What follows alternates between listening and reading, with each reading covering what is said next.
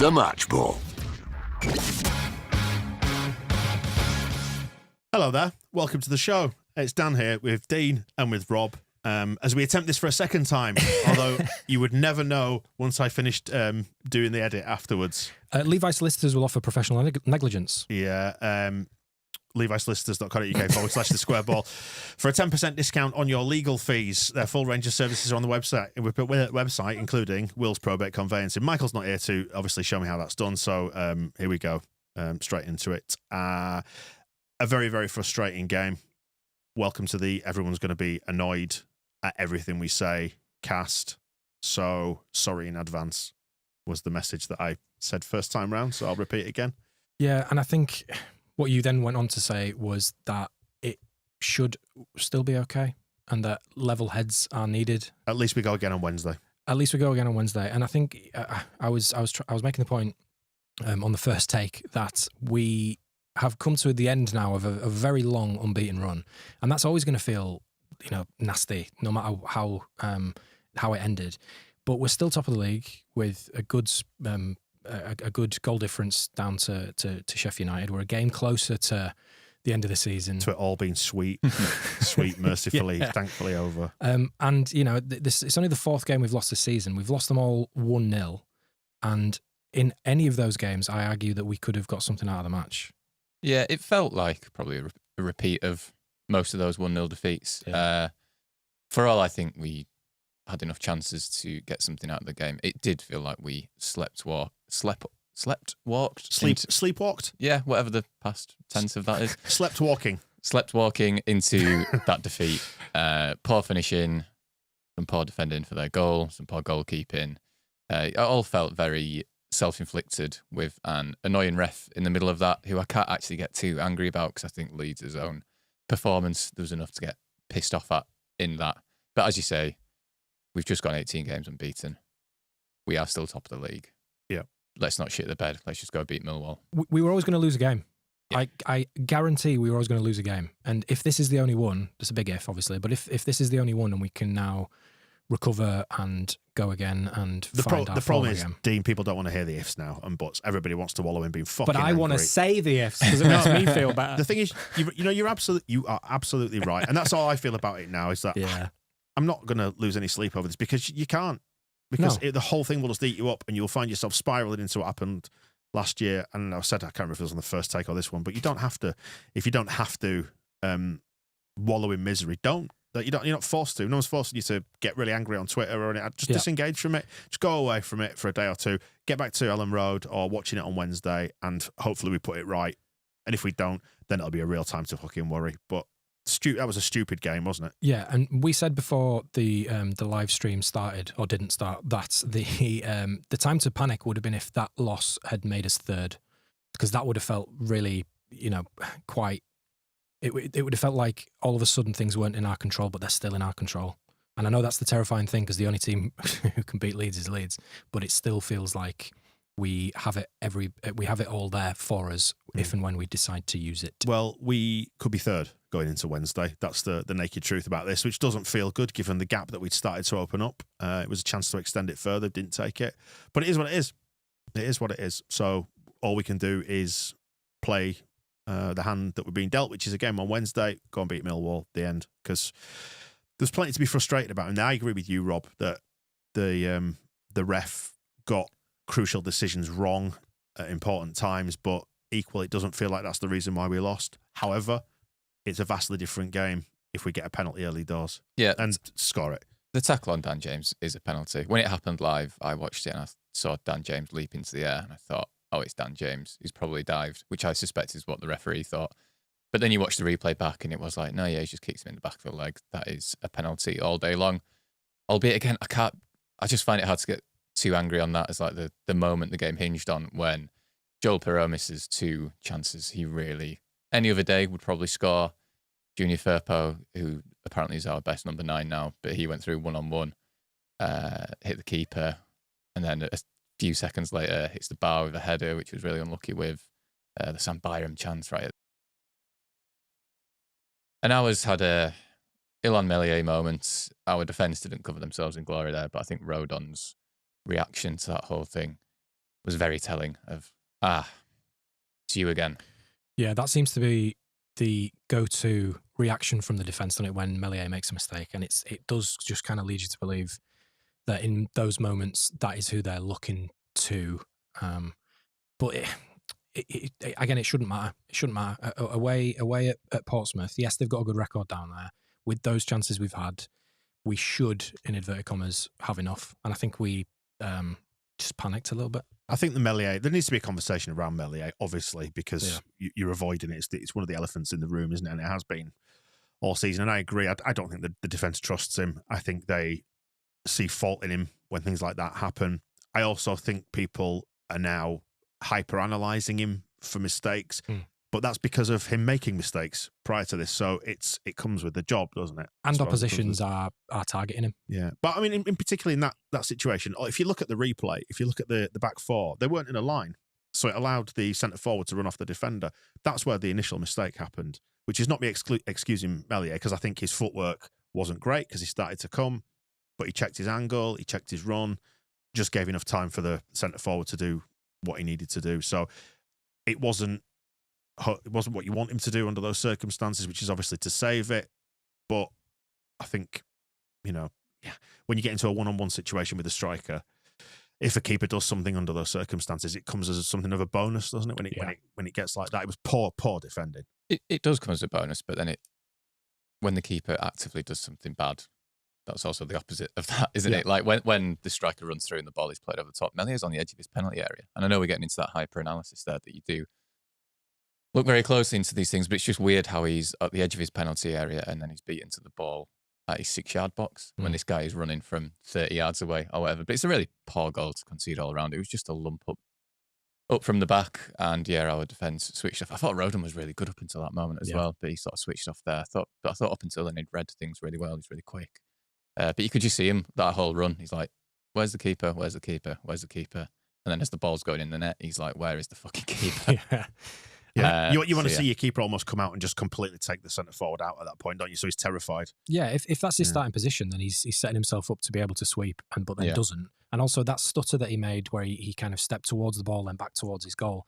If he commits there, Strauch runs to the line. Strauch's going to try and be covering round the back there. I mean, we're in ifs and buts again, but it's not good. The thing is, these are all split-second decisions, aren't they? Like, if you look at like the defence getting caught square as they did with one man slightly further back that allows the run to happen, it's instinctive stuff. It's just switching off for half a second, and it can happen. They're human. They're fallible. And again, that moment where is Meslier setting his angle? Is he getting his post right? It is, Rob, isn't it? It's fractions of seconds that these decisions are made in, and we've got the luxury of being able to sit here and analyse it for 2 minutes or 3 minutes, whatever. I mean, you do visibly see that second where Meslier is trying to make the decision and sort of doesn't make a decision, and he makes that big, weird, exaggerated movement, and that's the moment where it's fucked. But he's not the only reason we lost today. Like, we missed some really big chances. The midfield I thought was poor. I thought Tanaka maybe his poorest game for Leeds. That moment I think was it the second half, we just got caught on the ball on the edge of the box. It's like, you never do that, really. No. Gruev coming in next to him, I could sort of understand. I don't think Roth or Tanaka were great against West Brom. I think away from home, you do maybe just want that solidity of Gruev. I think I've said before, because when Firpo's bombing up and down the left, Gruev is often just covering left back, but I didn't think he was great again today. Brendan Aronson is just everywhere and nowhere all at once.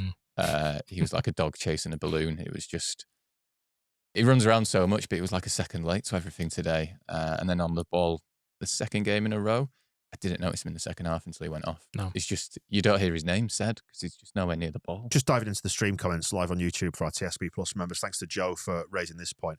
We massively missed Ampadu today, says Joe. And that's a good point. The good run of form that we've had has coincided with Ampadu being in, and then it started to tail off a little bit when Ampadu's out. And those run of away games earlier in the season where we kept losing 1-0 was all when Ampadu was missing, I believe. So yeah, I think he's just got that bite to him that we do lack in away games. It's organisation as well. It's leadership, isn't it? Yeah. He's obviously the captain. I thought Strauch looked a bit lost again today as well. It's like the defense, it was just, like I said, it was just sleepwalking into it. It was very predictable when they scored that goal as well, because they'd had sort of a period of pressure and we were waiting for the 70-minute mark for subs to come on, which was all very predictable again. Yeah, I've just seen that game before. Yeah. I wrote down 60 minutes. That's how we lose, isn't it? Yeah, 60 minutes really under the cosh, crosses, shots, corners, 61 minutes goal. Yeah. Like it was coming a mile away. Yeah. No, I agree. And yet, do you know what? If you're gonna point the finger at Meslier for things that he might have done better in that goal sequence, there was plenty of stuff he did do quite well today in his defence, but it's the crucial moments you need. But the same goes for the strikers today, or striker. Joel Pirro has to score, if not one or both of those chances. You have to score when the chances present themselves. I think both. I think the first one, maybe in the back of his head, he's thinking, I'm offside here. So he just throws a boot at it. But he's good enough. I said, I text my mate, I was like, that's exactly the player you want in that position. You won't want anyone else on the pitch for us to take that shot. And keeper does well with the first because it comes through a crowd of players from Solomon. Second one's more lucky. He just kind of tries to make himself big. But Pirou, if he has that chance again, he scores. But then he does have that chance again second half and doesn't. Yeah. A cut back and into an almost empty net. It was guarded. I don't know what he was trying to do, whether he had a thought about that. But to lean back under those circumstances, if he's trying to hit the roof of the net, I'm not sure why. I don't know. Again, it's split second stuff. It is, but the reason why I was talking about like split second stuff with Meslier is because that's the difference in the game there, and the split second stuff didn't go for us in our favour. So it's those fine margins, but they just made it a really champo game, didn't they, after they scored? And that's how you thrive against this side. We saw it in the early part of the game against Sheffield United when they got in our faces and got after us. Yeah. Because I think the limit of this Farke team, its ceiling, is when teams do get after us and properly squeeze us and don't stand off us and give us the time to play. Because we seem to only play at one tempo. And if the other team doesn't acquiesce to our desire to play at that tempo, suddenly it doesn't work. Thing is, though, we've also said this season that when teams get at us, it can help us a lot because if we're on it, we suddenly then find a load of space. But again, we are going to see a lot of bloodletting about Farke in the coming days. But his player performance is a massive part of this as well. And Solomon and James, they looked really good for that chance they set up for Pirro that he should have scored. Solomon's feet for the shot, which then fell to Pirro on the rebound in the first half. He had good feet again, but they were both pretty quiet. Laurie said Aronson was poor, Pirro misses chances, midfield weren't great, and then the subs didn't really make an impact either. Joseph came on and looked a bit Bamford. So what do you put that down to then? If there's shortcomings all over the field, and it felt a little bit like that. It felt like that against West Brom, where we were just a bit subpar, but they were better. Were West Brom. Portsmouth were not necessarily better today. They probably lacked the quality that you can see from other teams in the Championship, but they had loads of heart and desire and fight, and I thought they outfought us. So what do you put it down to, that substandard performance today from so many players? Sometimes players just don't play well, do they? Yeah. It happens. But that's two on the trot, though, isn't it? 2 on the trot. We've gone 18 unbeaten. It's like, come on. And also, Portsmouth are good at home. They've lost 4 of 18, 19 now, I think. They've conceded 16 goals in that time. So they don't give up goals at home much. It happens. It's frustrating. Yeah. I'm very glad the Millwall game is a quick turnaround. We can just go get stuck into them, hopefully. Otherwise, maybe then that is a good time to have a head loss. What I will say is that it's good that it's Millwall. It's good that it's at home when the crowd will. It might have some nerves in it now because the gap has been eliminated. The gap that we'd opened up, but I'd rather it was Millwall at home on Wednesday than us going to QPR. I'll say that. It gives you a chance to put it right. And some very, very winnable games coming up. And I know I'm going to be absolutely hoist by my spreadsheet. Do some spreadsheet chat. This one. Give it to the people. But Portsmouth, they weren't playing like a 17th place team today, or were they? I don't know. No, they weren't. I got a text from another mate saying if where did I wrote it down. Portsmouth would be top if they put this much effort in all season. There was moments in that game where they were making decisions on the pitch that it felt like if they were playing Bristol, they just wouldn't be making. And it's that Leeds United tax, isn't it? When we go away, it's their cup final. They come out for it. And yes, we've got to deal with that. Of course we have. And we've got a better team. We've got a bigger wage budget, all that stuff. But it's just frustrating when you come up against a team and they rise to us. But that's what I mean about the way we play and the limits of how Farke sets us up. And it does work more often than it doesn't. And I know, obviously, we're going to concentrate on the negatives under the circumstances of a defeat. But I feel like sometimes we don't step up to the occasion quite as well. I think that's one shortcoming I have. I feel like this team has. What was the occasion today? But it's them, being noisy, having a drum. Great. Being on ITV, there's your occasion. Yeah, but just a home game where the home crowd's up for it. Yeah. They're a bit raucous. They got behind their team. It lifts their players. And more of a sense of occasion, I suppose, for whatever reason. It does have a bit of a. I think Fratton Park in general has a bit of a cup tie feel because you've got like the weird camera angle and it's all a bit crap in a nice way, and the crowd's loud. And yeah, it was a bit of outfought and outthought a little bit, I guess. I don't know. It's just, we lost 1-0. It happens, We've seen it. We lost It's it hard to happened. find new things to say. It resembles the Blackburn game, for example, doesn't it? And the Millwall game. Yep. This is how we lose. Yeah, 1-0. When Like we I said, lose. we've lost 4 games, all been 1-0, and all in games where if you play that game again, the result would probably be different within our favour, and that's just. I can't get too upset with it because it's the Championship. We were never going to go the entire season only losing 3 games. And if, like I said before, if this is the game that we lose, perfect, gorgeous. Let's kick on. But everyone's worried, aren't they? Because it's off the back of the draw against West Brom. A draw against West Brom. But I'm in agreement with you. I can only view it through the prism of look at what we've got in front of us between now and the end of the season, and it's 10 games. It's not over. And I know where all of this comes from. We've been stung so many times before. I get it. It's PTSD from years and years and years of just shit. I get it, but I just think that this is different and we can frame it differently, or I'm going to try and frame it Let me differently. give you, because I went into last season, I'm going to give you a little bit of encouragement now based on last season. So it was Leicester's run from game 33 to game 38 last season is exactly the same 6-game sequence that we had at the end of the season when we, quote unquote, collapsed and they won the league. Yeah, it's just that they'd banked so many points in the early part of the season that they were able to absorb that. And hopefully, because we are still in front, we are still top, no matter what anybody says, that is, like you said, that's the wobble, these 2 games. If we put it right against Millwall, and then hopefully again at the weekend at QPR. But again, everyone goes, oh, QPR, look what happened last year. Which I understand. I'm with you. I understand totally where the nerves comes from. The big positive today is just how much money Michael will have made.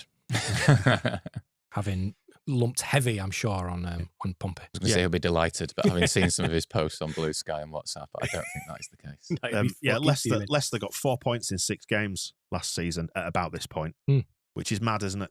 It Still won it.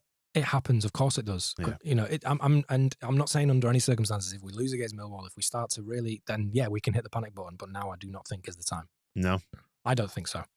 Big boy pants. Pull your big boy pants on. Trust your swing. It's the Howard Wilkinson thing, isn't it? He's worked so much over the last 2 seasons. Just got to keep doing it, I'm afraid. Yeah. It's not the time now to rip it up and start again. It's come on, show what you're made of. Trust your swing. And at least we don't have a drum at Ellen Road. So there's that. Yeah. Although the away end, credit to them. Sounded good, second half in particular. And God, there will be some tired people in that away end right now. Jesus. Hopefully very drunk as well after that. So what do you think? I mean, again, we've got the benefit of hindsight with all this, but the midfield, I was, we chatted to AD White actually on Friday about this, and I was in favour of Rothwell being in there rather than Gruev, but would we have lost some of that solidity in there? Did the solidity count for anything in the end? Did it matter if we had it, given that we lost? First note I wrote down was Gruev back in, sad face. I just think we lose something, and I think that against a team like that, and again, with hindsight, with them being on the front foot and pressing us a bit more, to have Rothwell in there who is very willing to get on the ball and try and get his head down and move into space further ahead of him might have shifted things around differently. You saw against West Brom that Farke was tearing his hair out at the midfield because they just weren't on it that day, which again, sometimes players have bad games, and I thought Tanaka was probably poorer than Gruev today. I don't think Gruev was great by any stretch, but Tanaka had a real off day. He did. Do they look mentally tired to you? A little bit. Is there scope now for rotation? Do you think that's something he might do during the week? You maybe deploy Nonto now because he's not had much of a run out. Same with Ramazani, and that's not that necessarily Solomon or James has done anything wrong. It's just about freshening it up. It's tough, innit? 'Cause whenever I think of changing the team, I'll do this or I'll do that, the alternative comes on. I think maybe I wouldn't actually. It's always the other thing. Yeah, I always think maybe drop Aronson, play Perot as a 10, get Joseph in the team. Joseph comes on, I'm like, no, if that makes the real difference that I'm thinking. Likewise, James and Sullivan have been 2 of our better players in the last few months. And like you, but I was thinking, maybe you do give Nonto a game, maybe or Ramazani, but then they come on, it's like, not really done out for a long time, have you? They've not had that many minutes, though. I know they've not, games. No. I was saying to you that, Dan, during the game, I was at the West Brom game at half-time, I was just watching Nonto and Ramazani warm up, and I was just sort of pissing about. And I know you can read it too much into these things, and I don't want to just write him off because of that, but I was just like, can you just, lads, you're not in the team, you've not played well for a long time, can you just sort of take this a bit more seriously and look like you're really trying here? But, I don't know. It's, like I say, you're scraping around looking for stuff, aren't you? What else can we look at from that then? I just feel like I want to just forget about it and go away rather than talk about it here on this. But, this is us making our bed and lying in it, I suppose. I think another thing to maybe mention was Bogle. He seemed pretty nervous to be pulled into any tackles that might have got a yellow booking. card. Yeah. They took him off as well, didn't he? Yeah. Took him off. It just felt like, especially in the first half, there was it was Murphy was against. It just felt like he got the better of him a few times. That maybe if he wasn't worried about that might not have happened. It was his great pass to James for the second Perot chance. There's still had moments in it. I like just looking at the XG, which I know XG comes with a big asterisk with it, but 0.66 for Portsmouth to 2.27 for Leeds. And this is in a game where we all think we've played really poor. And I think we have played poor, but it's like we really should have come out of that with something again. Those were big chances, weren't they? The Pirot ones. Terry Devlin, who came on for them, he should play for Millwall or West Ham. Terry Devlin. He shouldn't play for Portsmouth. Yeah, just looking at the stats, 57% possession to their 43. I noted down actually in the first half, in that first 15 minutes, there was a real lack of quality in the first 15 minutes. Is the note that I made, but at that point it was 70-30 possession, and 60-40 as we approached half time. It was by the numbers that I saw. And I know possession doesn't tell you anything, but it felt to me like it was going to be one of those potentially typically Farker performances where even if not a lot happens, you attempt to sort of strangle things with just possession and knocking it around, even if you don't get in behind them, and then you just wait for your chance to come around later on in the game and take your chance. But we didn't. It just got away from us. And again, credit to them. I thought they did all right in terms of getting around us, energy. It didn't let us kind of have that stranglehold on the game. And sometimes, I think I've said this before, maybe on the last match ball I was on. But by the way, I've never been on a match ball in either of these seats that we've won, so I'm retiring. Right. Well, now we know the real reason we've lost. I've sat in that seat and we've won. Right. Is my chair the lucky one, is it? It must be. It doesn't feel like it, mate. Not today. But I think we've said before, certainly in kind of the regular podcasts, that sometimes I think the way that we talk, especially in this division, it's like there isn't another team that's playing. And it's just Leeds United not being able to do what we need to. But they restricted as well today. And I say restricted as well. We should have still had 3 goals and a pen. Yeah, my big criticism, my big annoyance is that they outfought us. Yeah. I mean, so if you're gonna lack the quality of the final ball or your passing's not quite incisive, you've got to win the battle. Which is where we miss Ampadu to have that that little bit of bite, but also the leadership to get people up for the fight. Because we have put together an exceptionally good team for this level. Yeah. Quite clearly because we're top of the league. But if it does lack something, I do sometimes think it's that. I think it's a little bit of heart and a little bit of fight. Yeah. And getting down in the trenches against a team that wants to play like that. Yeah. You've got to win your battle, and then you hope that your quality then has the opportunity to shine through. And I just don't think we do. I think we're a bit soft. But it's an outlier. Like, it's the first game we've lost in 18 games. Like, it still is an outlier, no matter how bad this feels right now. And I agree with you. We were outfought a little bit, and they clearly wanted it more. They were responding to that fucking drum, but it's still an outlier. Yeah, it's not a recurring pattern. No, absolutely. Well, it's not unless we lose on Wednesday. In which case, by all means, I think we should go to town on it. Yeah, we'll I think if we're third on Wednesday and we lose, by all means, I will join in with the head loss. Absolutely. It'll be nice bloodletting. Yeah, Sunday afternoon early, still top of the league. I can't really be asked. Right, Farker's comments. Congratulations to Portsmouth, important win. We're disappointed. Game I expected. Aware this would be one of the toughest games of the run-in. They're red hot at home, physical and direct, good on second balls. We coped well at times, but created so many good chances, so many good situations. We cannot expect 10 one-on-one chances, but we did not put our chances to bed. We always have to be switched on with their long balls. We were not switched on in one moment. Simple ball in, allowed Bishop, not the quickest, a cheap chance. You can't let them run one-on-one in that moment before the goal when we have 2 defenders back there. And regarding the penalty, I have to be careful because I was recently in the stands. How is this not a penalty? I cannot explain. I don't want to ask for cards, especially after the game. We made a mistake before the goal. We missed chances. On a good day, we score 5 or 6. Normal day, 2 or 3. As it was today, none. That's my little addition. I mean, the end of that there. Do you agree with his comments there? It's all standard fare, isn't it? I think it's fair enough. But Bishop nearly scored about a minute before he did actually score. There was a low cross that flashed across the box, and he sort of got a toe on it. Probably should have scored, but it sort of diverted it wide instead. So there were warning signs there, and it was a classic Farke day where you were like, "Can we just make a sub now? Just anything?" Because you saw on the momentum graph earlier, that start of the second half, they have a massive spike, and it was like, just change something to halt that for a little bit. Yeah, but it was too late. Even the sub can just break up that momentum. Like the game stops for a minute or two just to make the change, and it can take the wind out of their sails. It's exactly why they were doing it late on when we were chasing an equaliser, and they just bring on a sub because it just stops the game. So yeah, I've just seen it before. Yeah. I think Farke, I don't think there's too much to kind of put at his doorstep today, because it's players out there. Peru has got some questions to answer, but I'm with you guys. Make a change earlier. Just sense what everyone else can seemingly sense. I think you can point the finger at him for that. But on the pitch, we should have been way ahead of where we should have been. Overall, doing a great. It's hard to get promoted out of this division, and there will be some defeats along the way.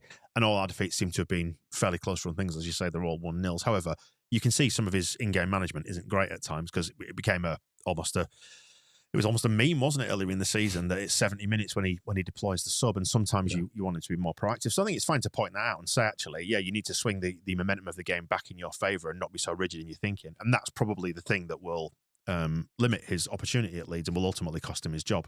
Something like that. It was 67 minutes today, though, which is not now, by the way, I should say, just for the record. He treated us 3 minutes early. But that's off the back of that's a reactive set of subs, isn't it? Because they just scored. Whereas, if you just as it starts to swing in their favour, as you said, Rob, then as you can see on the momentum graph, not that they're sat there looking at the momentum graph, but you can feel it. You can see it with your own eyes. We could all see it coming.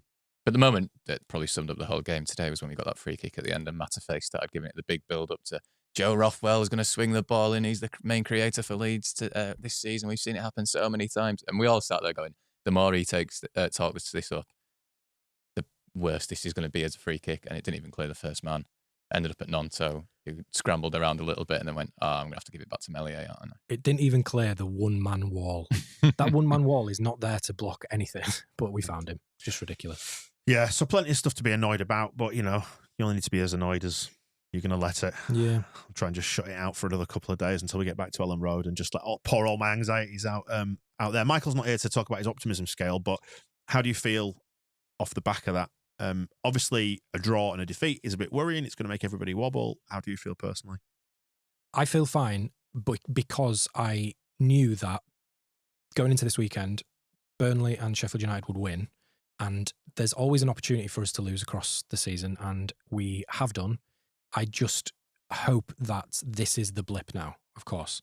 But for right now, I look at the table, still top. I look at our fixtures to come, very favourable. I look at the players we've got both on the pitch and on the bench, and I go, I wouldn't swap those boys for those boys. And so I still feel fine. My worry here is that the collective voice of Leeds United will not feel fine, and that might permeate into the stand. But that's Wednesday's problem. But I feel like we're still going up as fucking champions. Yeah, I mean, last 10 games, Rob, we've actually outperformed Burnley. We've got one more point than they have over the last 10, and Sheffield United have had one more than us. So it's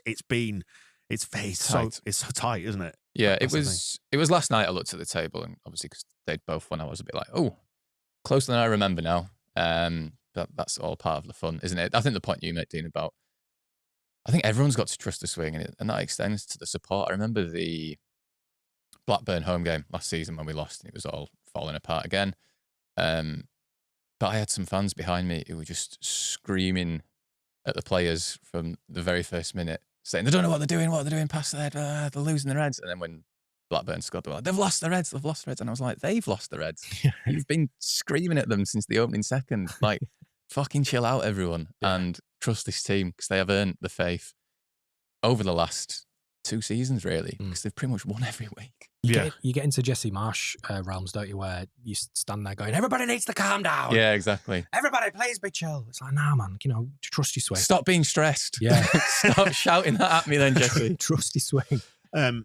So yeah, with one eye on the next round of fixtures, this midweek round, we've got Millwall at home, who are 12th. Sheffield United have got Bristol City at home, who are 7th. Burnley are at home to West Brom, who are 6th.